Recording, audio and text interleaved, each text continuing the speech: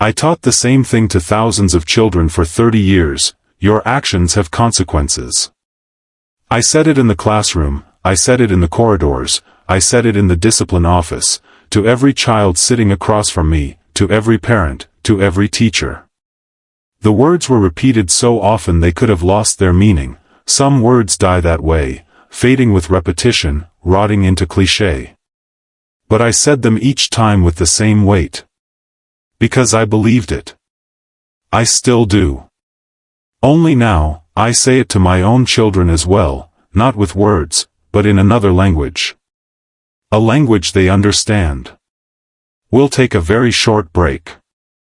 If you don't want to miss new stories, please subscribe to the channel. My name is Margaret Whitfield.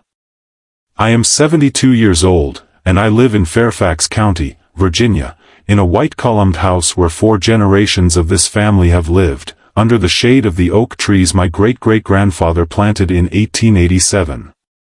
I served as principal of the largest high school in the Fairfax County school system for 30 years. I served, and I retired, voluntarily, on time, with my head held high. I lost Edward 2 years ago. We were married for 43 years, and every morning of those 43 years he sat across from me at the breakfast table, in those slow, heavy Virginia mornings. Now that chair is empty. I am telling you this because I want you to understand, the moment my children changed. Before Edward died, I knew them. I knew them well, loved them with all their flaws. But after he was gone, I saw them. Truly saw them. Some things need light. Some characters are only visible in the dark. Jason is 45, my eldest son. A real estate agent in Virginia, generously described as a property consultant, more accurately a man perpetually in debt, forever chasing the next big opportunity. He stood beside me at Edward's funeral, held my hand, and said, "You will never be alone, Mom." That same night, as we drove home, he made a phone call. He didn't know I was still sitting in the car, in the front seat, exhausted and silent. He was calling his investor. "Now it's just Mom," he said. "You know how that goes. You know how that goes." Kelly is 42, my middle child, my only daughter. She has 7,000 followers on Instagram, perfect daughter, devoted mother, rooted family values. There are 14 photos of her with me on her profile. I counted. In every one she is holding me, in every caption, "My mom is everything to me." The 7th photo has the most likes, taken on the day of Edward's funeral. I am dressed in black, Kelly at my side, captioned, "Even on my hardest day, we have each other." Do you know who took that photo? Kelly arranged it. She stopped on the way out of the funeral, took out her phone, and said, "Mom, 1 second. Tyler is 38, my youngest. He says he is a painter, has said it for years. He has a studio, canvases, paints. All of it paid for with my pension, which I have known for years. But Tyler was the youngest, the last, and he looked like Edward, those broad shoulders, that slow smile. Children can blind their parents that way, through resemblance, through memory. A school principal should not be blinded. I was. For a while. That is why I am telling you this, from the beginning, plainly, in the quiet, oak-lined civility of Virginia. This story is not about them. This story is about a teacher. And teachers deliver their best lesson at the most unexpected moment. Until the Tuesday morning I fainted, I kept telling myself, it will improve with time, you will understand with time. Principals are patient, discipline requires patience, change requires patience, people require patience. I was waiting. That morning, I stopped waiting. But we are not there yet. First, understand this, I inherited this house through the labor of 4 generations. My great-great-grandfather Ezra Whitfield built it in 1887, a farmer, calloused hands, debt on his back. Then my grandfather, then my father, then Edward and I. Each generation added something. My father expanded the kitchen, Edward built the veranda, I planted those rose bushes in the garden. 137 years. Jason saw this house as a declining investment. Tyler saw it as an asset that should be sold. Kelly saw it as the backdrop for her Instagram photos. That evening, I looked at Edward's chair, empty, always empty now, forever empty, and I thought, for 30 years I told thousands of children that actions have consequences. Now it was time to show it. Principles do not explain. They demonstrate. That Tuesday morning, I fell in the kitchen while making my coffee. It wasn't dramatic, not like in films, something slower. First I held onto the counter, then I couldn't, then the linoleum floor was cold against my face. My neighbor Barbara heard, she had come to knock, as she did every Tuesday, a 40-year habit, and she found me inside. The ambulance came. The hospital. The rush. The doctor was a young woman, hair in a bun, tired eyes. She looked at the results, looked at me, looked back at the results. Mrs. Whitfield, I don't see anything serious. Low blood pressure, most likely stress and irregular sleep. Rest for a week. That's all? I asked. That's all. She smiled. But rest means real rest. Bed, books, silence. I said all right. I thanked her. I got dressed. The children were in the corridor. All three of them, which was suspicious in itself. Jason would come from Fairfax, 2 hours. Kelly from Richmond, an hour and a half. Tyler lived at home but slept until noon. It was 9 in the morning, and all three were waiting in the hallway. The door was slightly ajar. Principals notice doors, open doors, closed doors, half-open doors. A half-open door is the most dangerous. Those inside and those outside cannot fully see, but sound travels. Sound was traveling. What did they say? Jason, not a whisper, a lowered voice. Nothing serious for now, Kelly. But after the first fainting spell at this age. When? Silence. Then Tyler, slow, thoughtful. We should ask the lawyer. With the will as it stands, does it pass to us, or? He stopped. Because the door opened a little wider, and the nurse entered before I did. I had heard. I was sitting on the bed, hospital gown on my back, hands on my knees. The nurse said something, discharge papers, medication, follow-up appointment. I nodded, said yes, signed. Something inside me was changing. There is a moment in school administration, every principal knows it. I call it the threshold moment. A student, or a teacher, or a parent does something, and after that moment, you see them differently. There is no going back, you cannot cross back over that threshold, only move forward. The conversation in that corridor was my threshold moment. But I would not get angry, anger brings haste, haste brings mistakes. For 30 years I saw angry parents, angry teachers, angry boards. Anger makes noise, and noise hides the truth. I would not make noise. I got into the car, Jason drove, Kelly in the front seat, Tyler in the back with me. No one spoke. It was February in Virginia, the last traces of snow along the roadside, oak trees bare against the dark sky.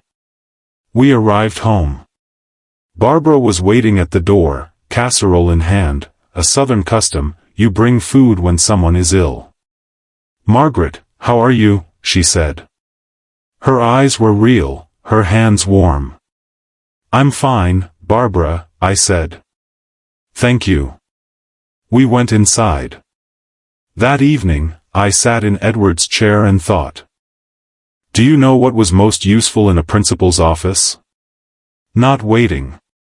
Not planning. Observing. If you want to see a student's true character, watch them, when they think no one is looking, when there is no exam, when they feel there are no consequences. That is when true character appears. My children thought they were not being observed.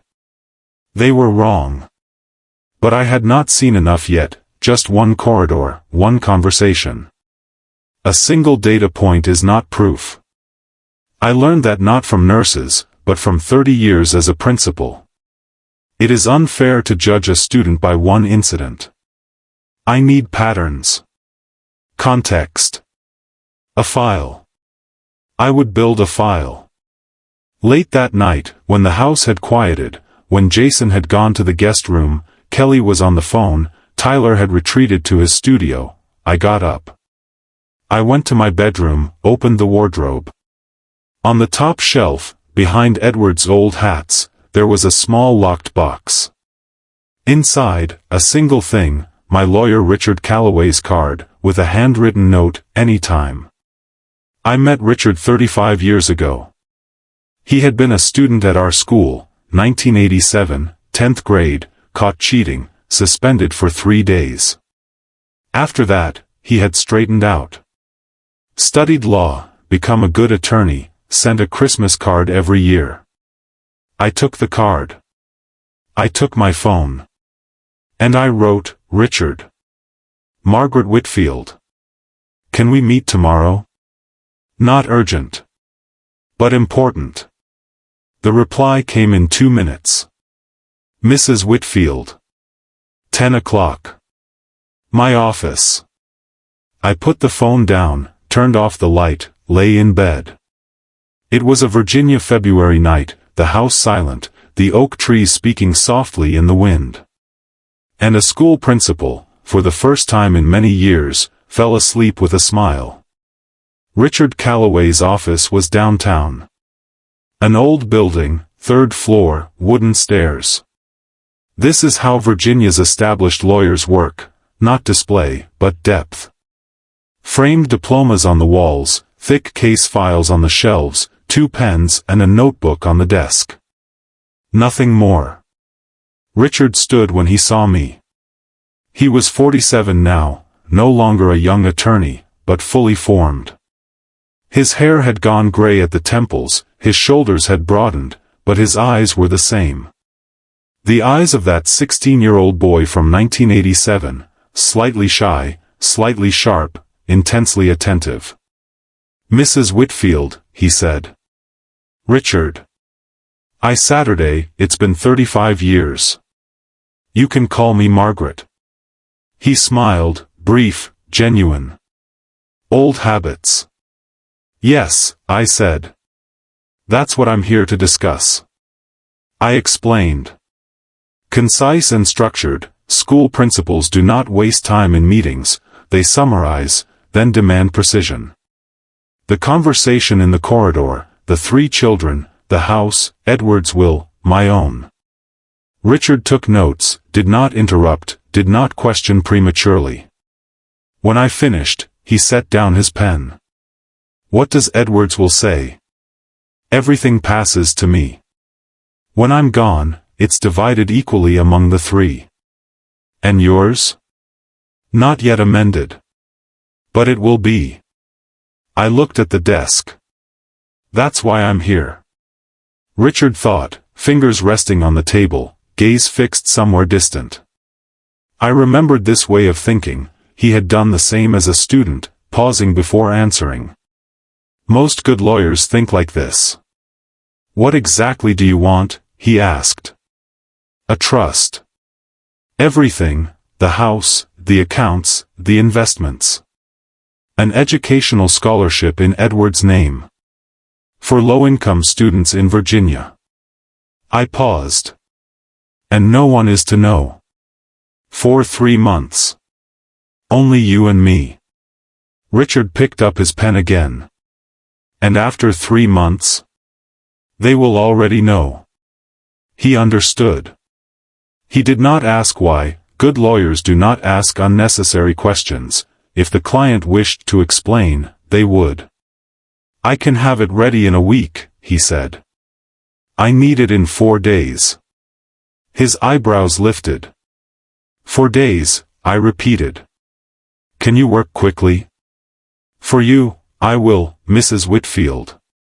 A beat. Margaret. I left the office and got into my car. On the drive home that morning, I decided how I would play this, how long it would last, what I would reveal, and when. Administration teaches this: everything must have a plan, every step must be clear, but the plan must never be rigid. Unexpected things happen. Students surprise you. Systems fail. Flexible, but resolute. The next morning, I woke up, and the performance began. I'm not feeling well, I said as I sat at the table. Jason was making coffee, Tyler had not yet come down, Kelly was on her phone. My voice was low, not too low, not theatrical, but low enough. Jason turned. What's wrong? My head is spinning. Since last night. I touched my forehead. Maybe I should lie down. Kelly put her phone aside. Should we call the doctor? No, no. I stood slowly, holding the counter for just a second, just enough. I'm just tired. It'll pass.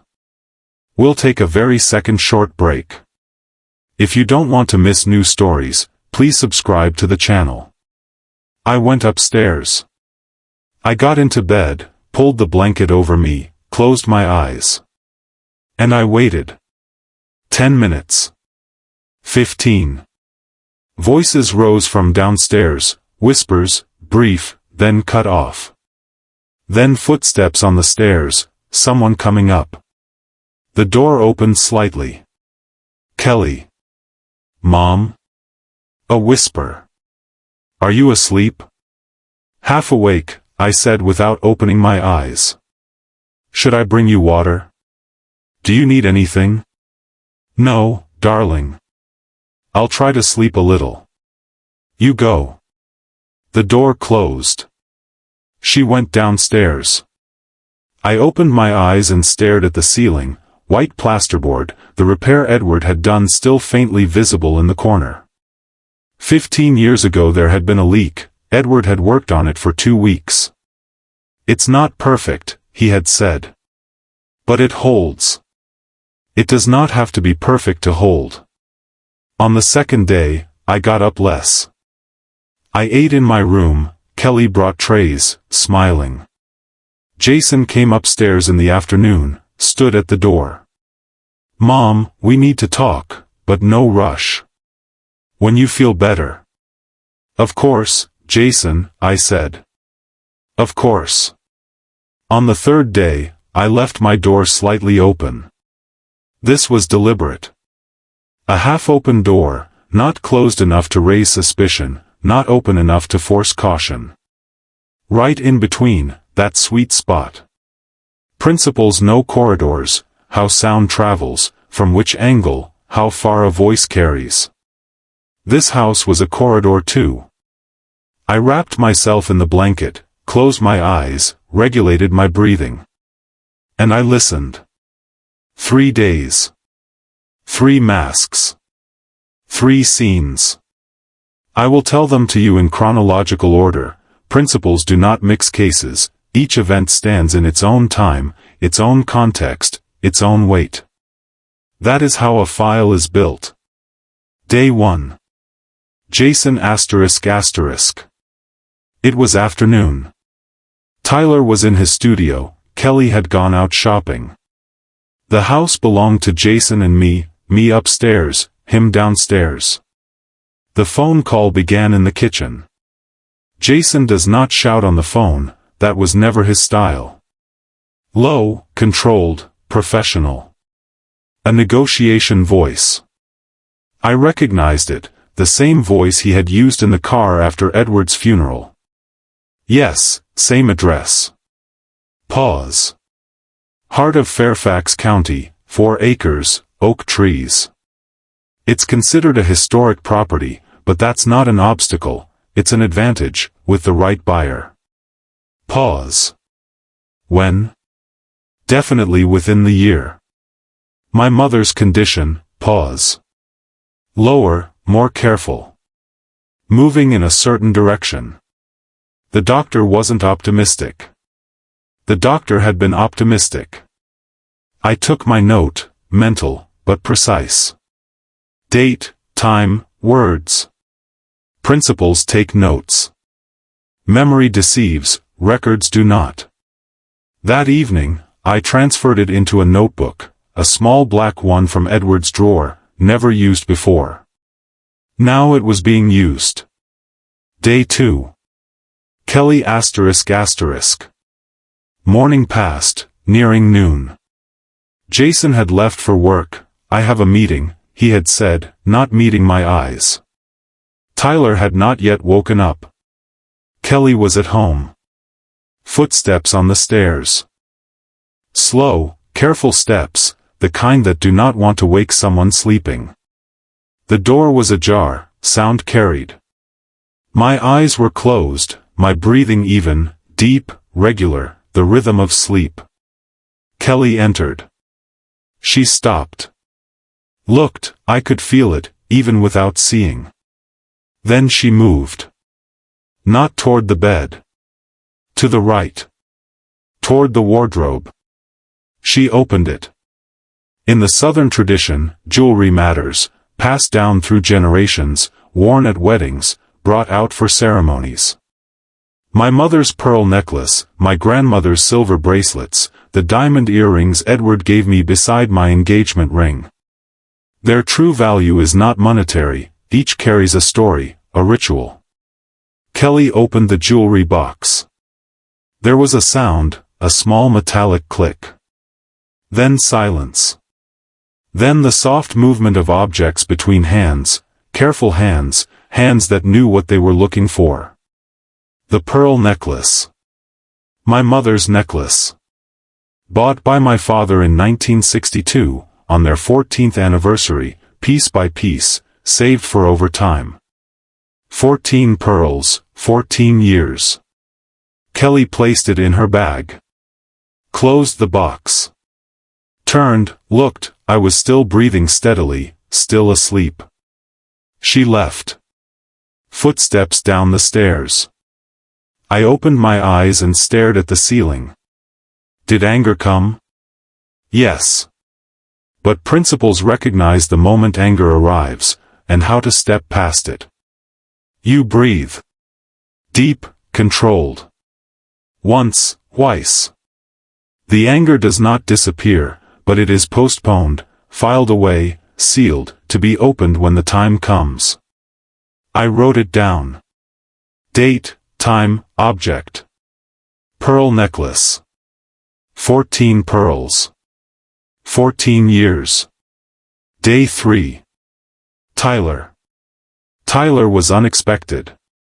Jason was calculated, Kelly was greedy, I had known that, seen it. But Tyler was different. The youngest. The last. He resembled Edward, those shoulders, that slow smile. If I said I loved him most, it would be untrue, mothers do not think that way. But if I said I forgave him most, that would be true. I forgave him too often. That is why Tyler's scene was the heaviest. Afternoon faded, the sun lower. Tyler came to my room, he knocked, which was different. Jason had not knocked. Kelly had not knocked. Tyler did. Mom, he said. Are you awake? I am, I said. Come in. He entered. Sat in the chair by the bed, the same chair Edward used to sit in, his legs swinging. As a child, Tyler's legs had swung there too. Now they touched the floor. He was 38. He looked at me.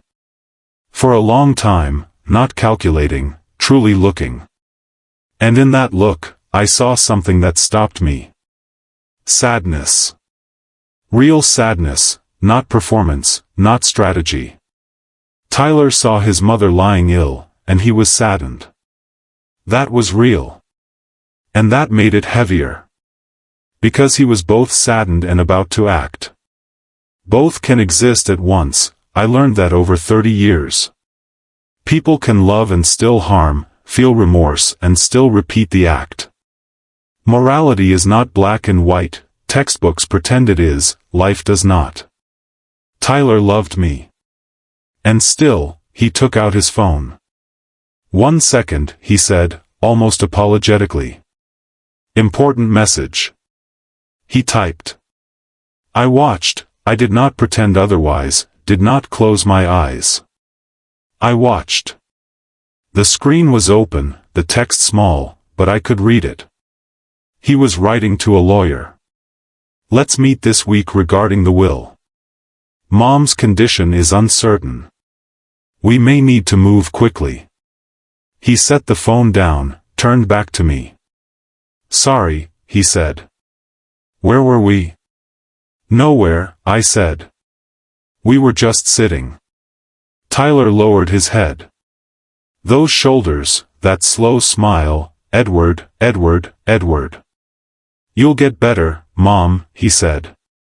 I'm sure of it. I know, I said. He stood, left. As he closed the door, he turned back. If you need anything, call me. I will, Tyler. The door closed. And then the fourth scene came. I had not planned this one. But one of the most important lessons is this: the strongest moments are not the ones you plan, they are the ones you don't. It was 8 in the evening. Dinner was over, Tyler had retreated to his studio, Jason was on the phone. Kelly was in the kitchen, washing dishes, which was unusual for her. Kelly did not like washing dishes. Jason entered the kitchen.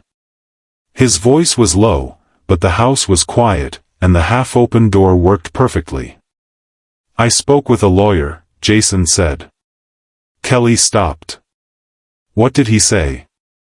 The will is valid as it stands. But if my mother, if there's a report that she has lost capacity, a guardian can be appointed. As guardians, we... Jason. Kelly cut him off. The sound of the knife stopped. This isn't right. Silence. It's not right, she repeated.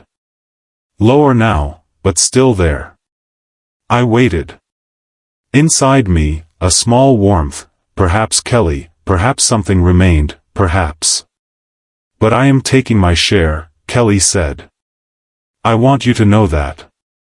Whatever you do, my share will be set aside. Jason laughed. Of course. The sound of dishes resumed. I pulled the blanket over myself. Silence is also a decision. I did not fully understand that when I heard them in the corridor. I understood it completely that evening. Kelly had said, "This isn't right." 3 words, the right words. But the sentence that followed erased those 3 words, wiped them out, discarded them. I am taking my share. Principals understand complicity. The one who plans is guilty, the one who executes is guilty. But the one who knows and remains silent is also guilty, perhaps to a different degree, but still guilty. I used to tell students this: remaining silent in the face of wrongdoing is an endorsement of it. Kelly had not learned the lesson. That night, I made the final entry in the notebook. Date, time, dialogue. Then I closed it, placed it in the drawer, turned the key. The file was complete. I would call Richard in the morning.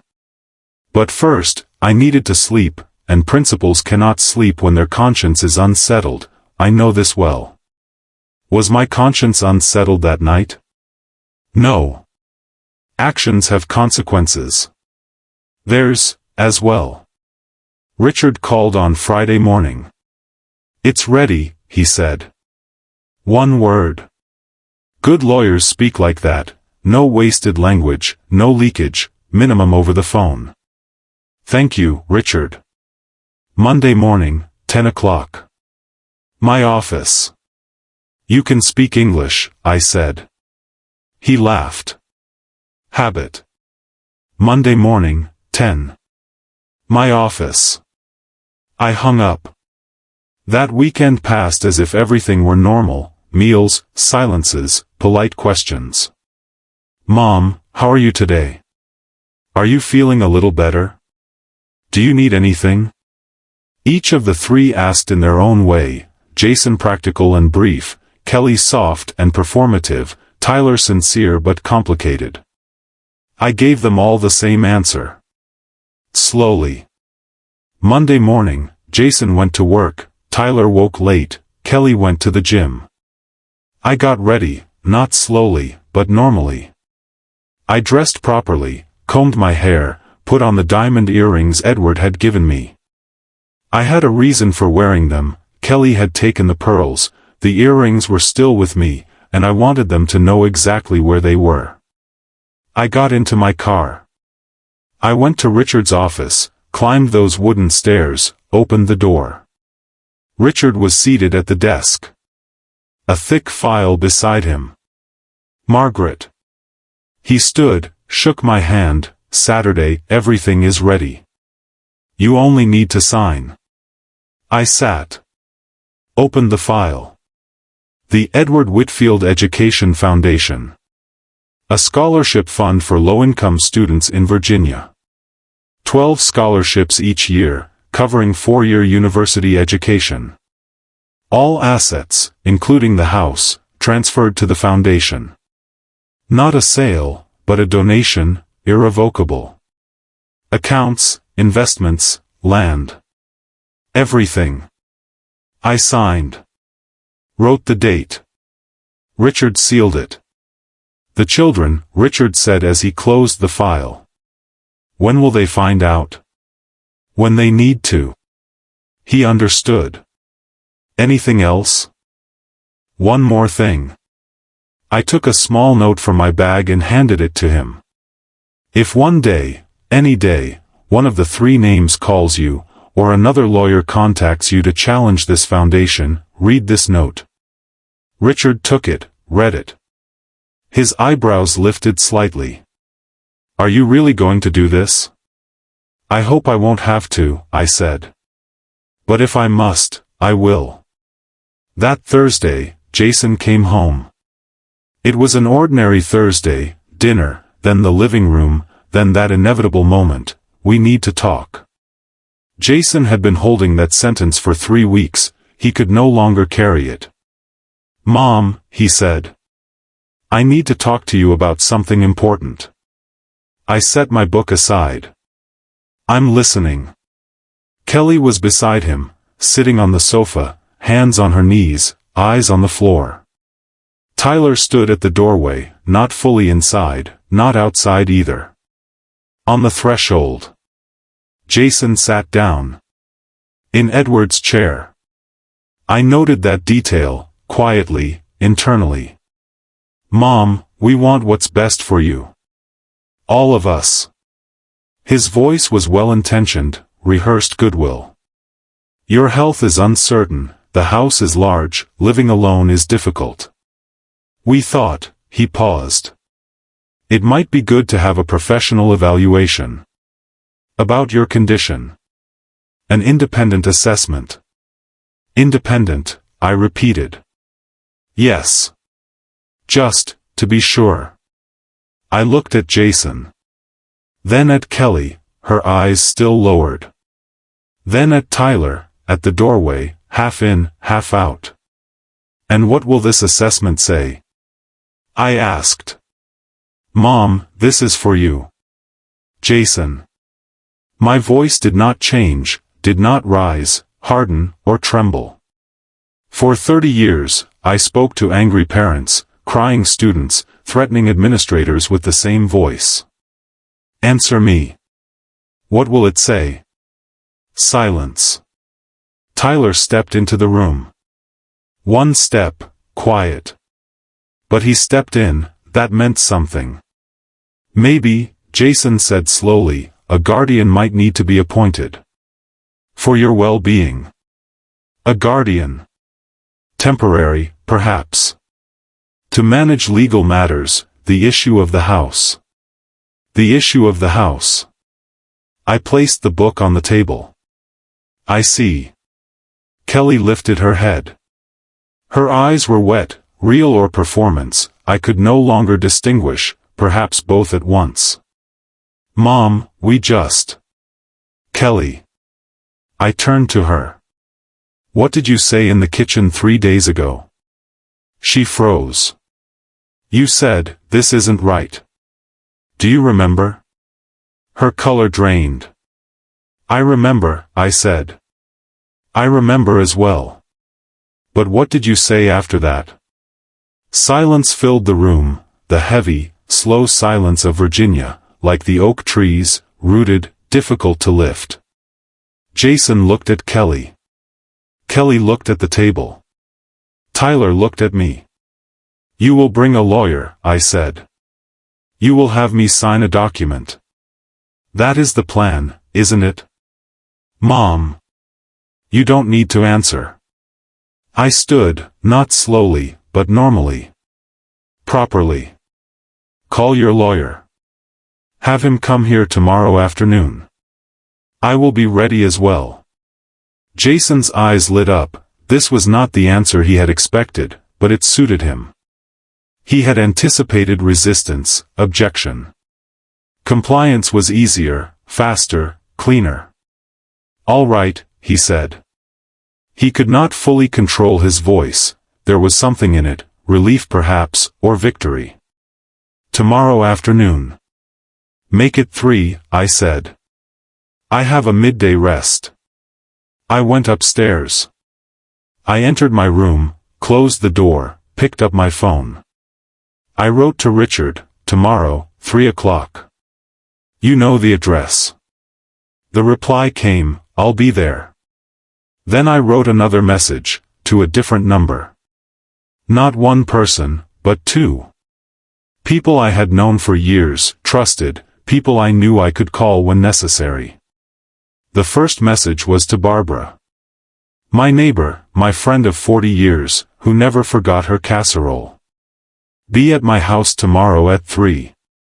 Don't come inside, just stay outside. I won't ask questions. Barbara replied immediately, I'll be there. The second message was to Jackson Moving and Storage, the best moving company in Virginia, one I had worked with for 20 years. They had moved Edward's office, they had moved Barbara's daughter. Tomorrow, 3:30. 3 rooms. Remove everything. The reply came in 10 minutes, confirmed, Mrs. Whitfield. I put the phone down. I looked out the window, Virginia in a February evening, oak trees dark silhouettes against the night, a distant light in someone's home. An ordinary evening. A peaceful evening. It would remain peaceful until 3 o'clock tomorrow. I got into bed. I looked at Edward's side, empty pillow, smooth blanket. It had been like that for 2 years. I remembered how it had been 30 years ago. Edward always slept turned to the left, his shoulders pulling the blanket, and in the mornings I would say, I'm cold, and he would laugh. Tomorrow, I said, the room empty, only me and the silence and the distant whisper of oak trees. Tomorrow. I turned off the light. At 3:05, the doorbell rang. I was in the living room, not in Edward's chair, but in my own. Properly dressed, hair brushed, diamond earrings in place. On the table, a cup of tea had gone cold, a book lay open, my glasses beside it. An ordinary afternoon. I did not open the door. Tyler did, he was downstairs, waiting. They were all waiting. Jason had been home since morning, Kelly had arrived in the afternoon. The 3 of them were in the living room, around me, ready. The man stepped inside. A young man, 30 at most. A cheap suit, a new briefcase, the energy of a fresh graduate. This was the lawyer Jason had found, inexperienced, affordable, obedient. He looked at me. I lifted my head from the book and looked back. He froze. 1 second, 2 seconds. Something passed through his eyes, not recognition, something else. Uncertainty. A question forming, why is this elderly woman looking at me so calmly? Mrs. Whitfield, he began. Sit, I said. He sat. Opened his briefcase, took out the documents. Jason moved closer, looking over his shoulder, impatient, trying to control. Kelly sat at the edge of the sofa, hands on her knees. Tyler stood by the window, looking outside. The lawyer began to speak.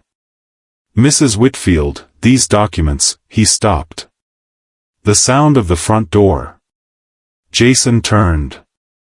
Who is that? I don't know, Tyler said. The door opened. Richard Calloway entered. 47, gray at the temples, carrying the name of one of Virginia's most established law offices. A slim leather case in his hand, a proper suit. He looked around the room, at Jason, Kelly, Tyler, the young lawyer, the papers. Then he looked at me. I nodded, small, once. Good afternoon, Richard said, addressing the room. His voice calm, professional. Richard Calloway. Attorney for the Whitfield family. For 35 years. The young lawyer stood up instinctively, a reflex. Law school teaches you to rise when senior counsel enters. Jason's expression changed. What, when did you call him? Last night, I said. Mom. Jason. I closed the book, set it on the table, stood, not slowly, but properly. Sit. He sat. Habit, reflex, 30 years. Richard moved to a chair in the center of the room, where everyone could see him. He opened his case, took out a single file. It was not thick, thin, simple, white cover. Mrs. Whitfield has asked me to share this with you, Richard said. To clarify the matter of the will. Jason leaned forward. The will? Mom, if any changes are to be made. The change has been made, I said. 2 months ago. Silence. 2 months ago, I repeated. Shortly after Edward passed. With Richard. Jason's eyes shifted to Richard. Richard opened the file, read the first page, dry, legal, precise. The Edward Whitfield Education Foundation, he said.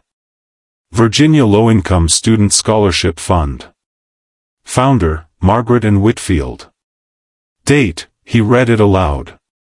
2 months ago. 12 days after Edward's funeral. The young lawyer slowly lowered his papers onto the table. Jason stood. What does that mean? The house, the accounts. Transferred to the foundation, Richard said. Irrevocable donation. Valid under Virginia law. Signed, notarized, registered. But, Jason stopped. Calculating. Fast, instinctive. We can challenge this. Capacity evaluation, if Mom. Jason. He turned. I was looking at him, steady, calm, the principal's gaze. He knew that look. He had seen it all his life, in the discipline office, in the hallway, when he neglected his responsibilities. That look did not say, stop. It made you understand. Do you know Virginia's competency law? I asked. He did not answer. Richard, I said. Richard turned a page. Under Virginia law, a competency challenge requires 2 independent psychiatric evaluations. Additionally, it must be proven that incapacity existed at the time the legal document was signed. He closed the page. At the time of signing, Mrs. Whitfield was examined by her physician. Full competency was confirmed. I was personally present. "I'll call my lawyer," Jason said. His voice had changed, his controlled negotiation tone was gone. What remained, I could not fully name. Panic, perhaps. Anger. Or simply the sound of a man watching his plan collapse. "You may," Richard said. "I am here." Kelly stood. "Mom, please. Let's just talk. As a family, just us." "Where is the pearl necklace, Kelly?" She froze. The room froze. "My mother's necklace," I said. 14 pearls. 14 years. I did not raise my voice, it was unnecessary.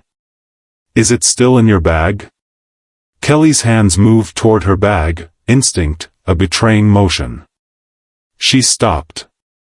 Lowered them. "Put it on the table," I said. 1 second. 2. Kelly opened her bag, took it out.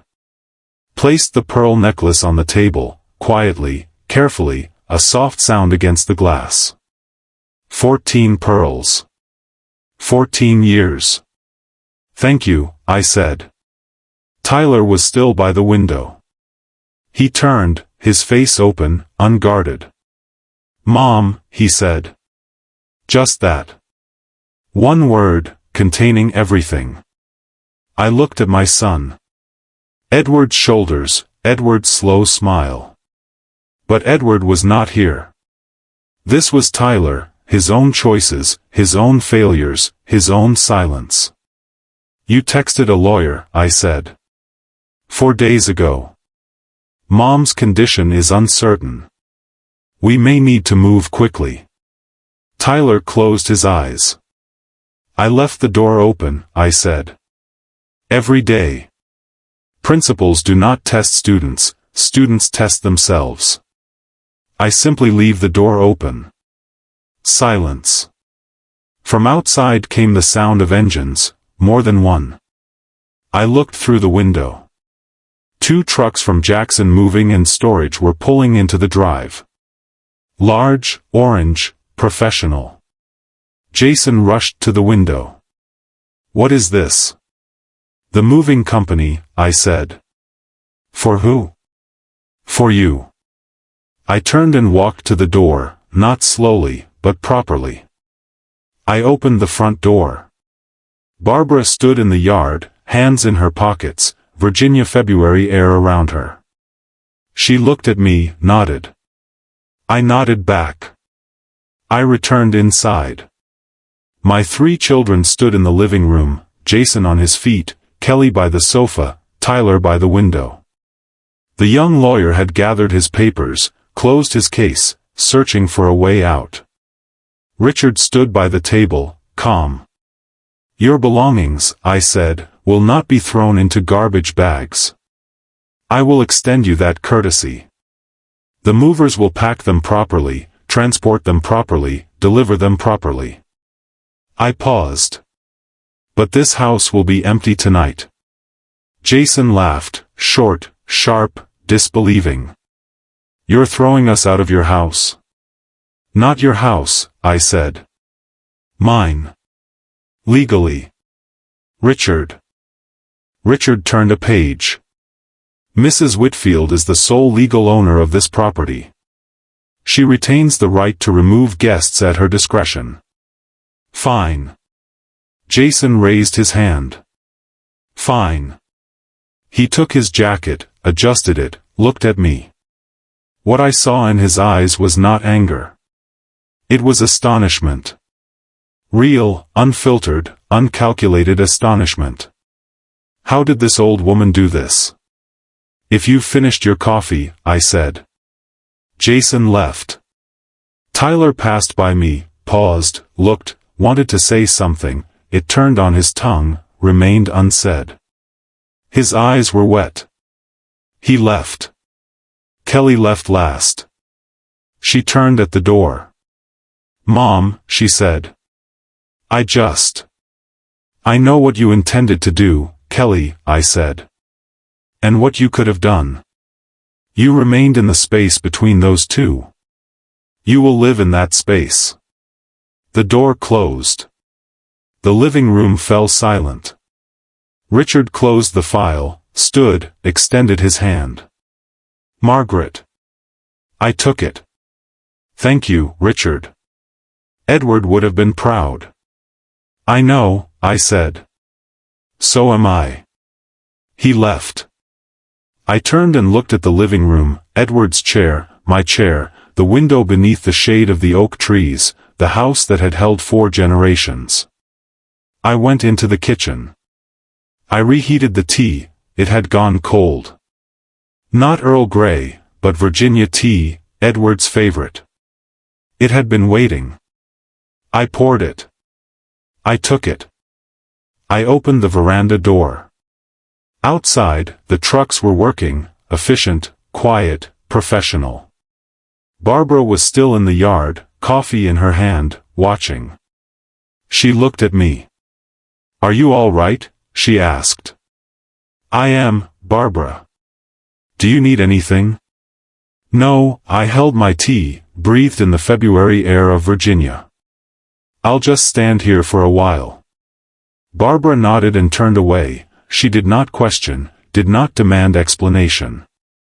That is how 40 years of friendship works. From the veranda, I looked toward the road.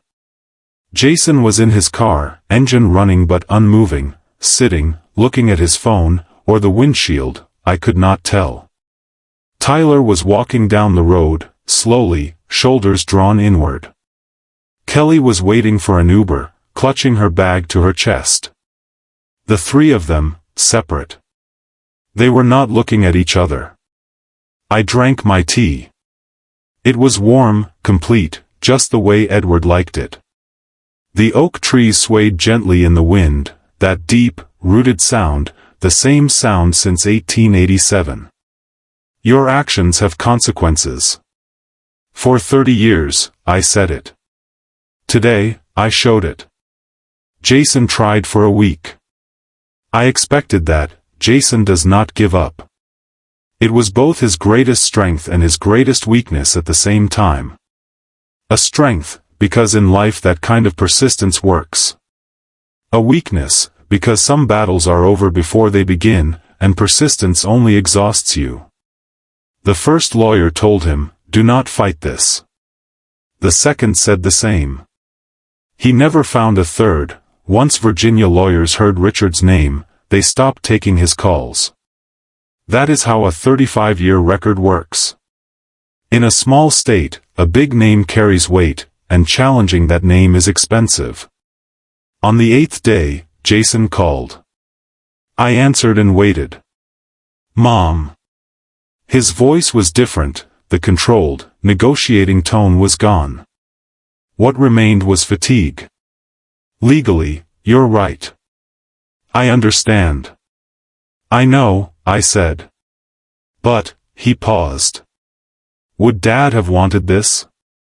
I had expected that question. When people are cornered, they make the dead speak, an indefensible defense. To invoke Edward, to guess his wishes, to use him as a shield. What did you say in your car on the way back from Edward's funeral? I asked. Silence. You said, my mother's condition is moving in a certain direction. To your investor. I paused. Would Edward have wanted that? The line went dead. Did he call again? No. At least not that week. Perhaps he will in the coming weeks, perhaps months later, perhaps never. That is his decision, his burden, his reckoning. I was not waiting. Kelly sent a letter. The first arrived 3 days later, 2 pages, handwritten. I read it from beginning to end. The apology was real, I could feel it. Her pen had trembled in places, there were corrections, erasures, rewritten lines. A genuine apology looks raw, it is never polished. But an apology was not enough. I did not tell Kelly that. I did not reply. Not answering is also an answer. I used to tell my students that. Silence can be the clearest message. The second letter came 2 weeks later. Shorter, deeper. When I said, "This isn't right," in the kitchen, should have stopped. I should have stayed where I stood. I know an apology isn't enough. But I don't know what else to say. I read the letter, folded it, placed it in the archive. Principals archive everything. Perhaps one day I will open that file. Perhaps I will not. Time will decide, not me. Tyler remained silent for 3 weeks. That did not surprise me. Tyler's silence meant he was thinking. He had always been that way. Jason processes by speaking, Kelly by writing, Tyler by silence. 3 different languages, 3 different characters. At the end of the 3rd week, the doorbell rang. It was Tyler. He brought nothing, no flowers, no letter, no gift. Just himself. Those broad shoulders, that slow smile, that face so much like Edward's. "May I come in?" he asked. I waited, 1 second, 2. Then I opened the door. He stepped inside. Went into the living room, sat on the chair, the one by the bed, where his feet now rested flat on the floor. His hands on his knees. "I won't say anything," he said. "Because I don't know the right words. I just wanted to come." I looked at my son. "Would you like coffee?" I asked. His eyes filled. "I would." I went to the kitchen, made coffee, 2 cups, returned. Set them on the table, sat across from him. We did not speak, for a long time. Tyler drank his coffee, looked out at the oak trees. I looked at my book. The silence was full, the good kind, the kind Edward and I used to share on Saturday mornings. Not every moment needs to be filled. As he left, he turned at the door. "May I come again?" I did not think long. "Come," I said. "But Tyler," I paused. "Not again." He lowered his head. "I know." The door closed. It continued like that, week after week. Tyler came on Thursday evenings, regular, quiet, with his coffee. Our conversations were few but real. He spoke of his studio, his new canvas, his father. I listened. Did I forgive him? I do not have a ready answer to that. Forgiveness is a large word, it takes time to fill it with meaning. I let Tyler into my home, made his coffee, listened to him. Whether that is forgiveness, I do not know. Perhaps it is enough. Perhaps it is not. The official founding ceremony of the foundation was in April. Richard had completed the documents, the Virginia Department of Education had approved it, local newspapers had written about it, small articles, modest, in the Virginia way. Retired school principal establishes scholarship fund in husband's name. In the photograph, Richard and I stood in front of the office, sunlight on my face. I bought the paper, read it, placed it on my desk. Next to Edward's photograph. 1 year later. June. Virginia in June is like this, heavy, green, warm, but a southern warmth that wraps around you. The oak trees were fully in leaf, the shadows deep, the roses in the garden in bloom. The first scholarship ceremony was that afternoon. 12 students. In a small university hall in Virginia, plastic chairs, balloons, families. Not grand, simple, sincere, real. Edward would have wanted it that way. He never liked grandeur, he preferred what endured. I woke early. Dressed carefully. Deliberately. I wore my mother's pearl necklace. 14 pearls, 14 years. The day Kelly placed it on the table, that necklace carried something more than jewelry, more than family, more than memory. I wanted to wear it that day. I went down to the kitchen. The coffee machine was already running. Tyler had set it last month, quietly, one Thursday evening, to turn on automatically at 8. I had not asked, he had not explained. Some things are done like that. I took my coffee, opened the veranda door. Virginia June greeted me, warm, green, filled with birdsong. The oak trees still stood where my great-great-grandfather Ezra had planted them in 1887. 137 years. Jason had called these trees an obstacle. They lowered the property value, he had said. They should be removed. The trees were still there. I sat in my chair, sipped my coffee, looked at the garden, the roses in bloom, the varieties Edward had chosen carefully, the same colors every summer. Orange, red, yellow.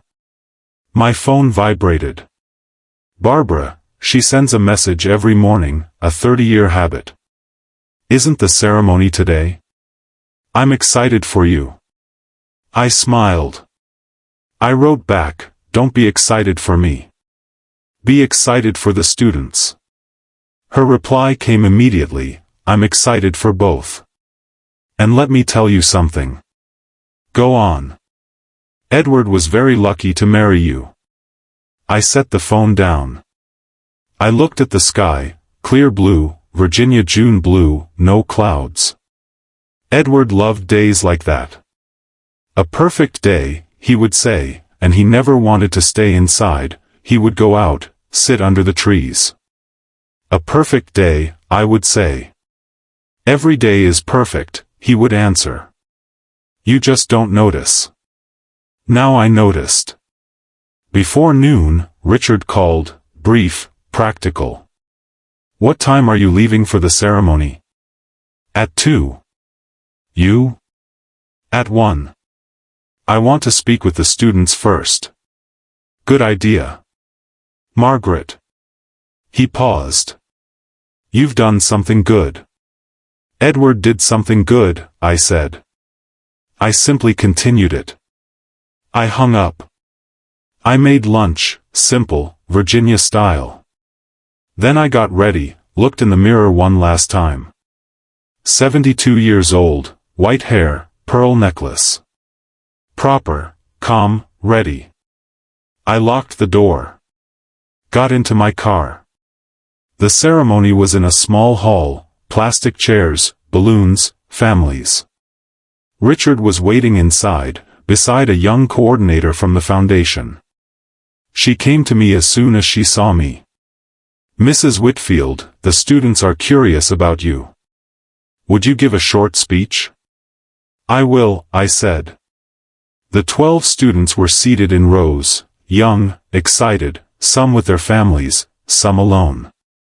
From small towns across Virginia, from low-income families, the first in their generation to attend university. A scholarship founded by the great-great-granddaughter of Ezra Whitfield. I stepped to the podium. I looked at those young faces, eager, a little nervous, expectant. For 30 years, I had seen those faces, every September, every new class, every beginning. I will be brief, I said. Because students do not like long speeches, that is something I learned over 30 years. They laughed. Edward Whitfield was a good man. Quiet, patient, deeply rooted. This scholarship bears his name because he was so connected to this land that he could not imagine leaving it. I paused. I will tell you one thing. I said it to thousands of students for 30 years. Today, I say it to you. They waited. Your actions have consequences. Silence. Good actions, and bad ones. Being here today is an action. Earning this scholarship is an action. Graduating in 4 years will be an action. I paused. Do not forget that. Nothing passes without consequence. I stepped down. Richard came beside me. You said you'd keep it short. I did, I said. The ceremony ended, students dispersed, families took photographs, the coordinator thanked me. I stepped outside, walked toward the parking lot. I stopped. It was a Virginia June afternoon, warm, heavy, with that deep shade from the oak trees. In the distance, a student stood with his family, young, excited, holding his scholarship certificate. His mother had her arms around him, his father was taking a photograph. I watched. For a long time. When my great-great-grandfather Ezra Whitfield came to this land in 1887, do you know what he had? A suitcase, a name, and 2 hands ready to work. There were no scholarships, no funds, no foundations. Now there were. I got into my car, turned the key.